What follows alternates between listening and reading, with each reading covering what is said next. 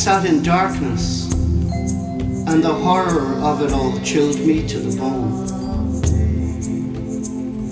Feeling that the world had all but deserted me, I sat, vacant, staring, hurting.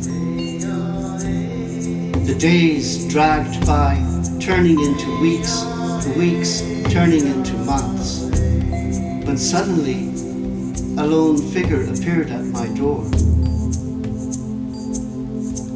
I had seen him lurking in the shadows many times before.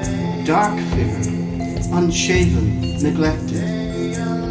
His clothes were worn and old, and I was frightened by his appearance, and had always turned away. He had always been a shadow till today. This time he moved into the room and sat down, gazing at me with clear, wizened eyes, but he did not speak a word. I returned his gaze and felt no malice, no threat. "Who are you?" I asked. He answered gently without breaking his stare and said, "Loneliness. I am loneliness." Loneliness beckoned me and moving gently sidewards spoke again. "Come and sit with me," he said. "I will be your mother. I will love you. I will give you my shoulder to cry on." I moved over slowly, for the pain I carried was immense. I sat beside him, and loneliness embraced me. "Tell me your pain," he whispered. And the overwhelming sadness of my life welled upwards, gushed upwards like a dark underground spring, finally found release from its underground prison of cold stone. Those ghosts and shadows that had been repressed for so long broke the surface like a cool, fresh spring, and the pain and sorrow that could no more be contained broke the surface in those first whimpering, painful tears of sadness, tears that could not be held back anymore. And in the gentle arms of loneliness, I cried, gave vent to a torrent of sorrow, and it seemed like my sorrow had no end. Wailing like a lost child, I broke down, surrendering my dignity in the compassionate arms of loneliness.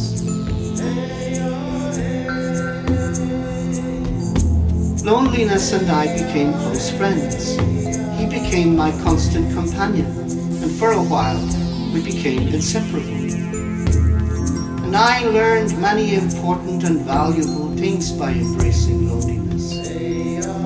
And even when it was all done, when I had cried it all out, when I had shared with him my secrets and my pain and my feelings of abandonment and betrayal, even then he did not desert me, but lingered a while, following me everywhere I went.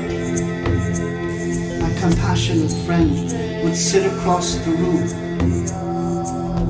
invisible to others' eyes. Only I could see him. And when the day was over and I lay in my bed, loneliness would sit in the chair in the corner of my room, sometimes keeping me awake at night, encouraging me to cry and nursing my broken heart. He stayed for years, and I never asked him to leave.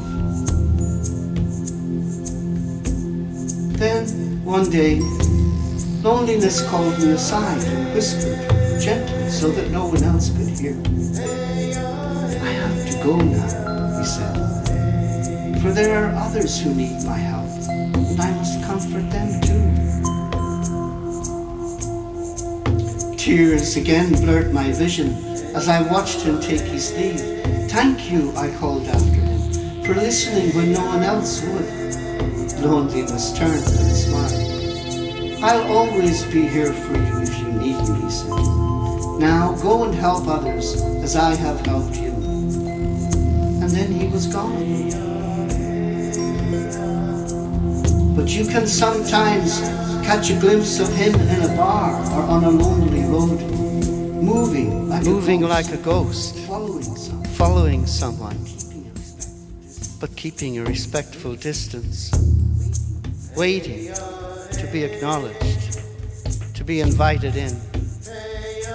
And he will haunt you relentlessly until you turn and face him. But when you overcome your fear of him and acknowledge his presence, and speak with him, and make him your friend, then he will heal you.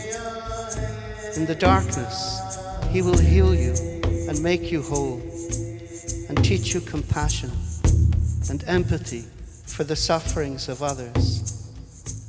And then one day, he will leave.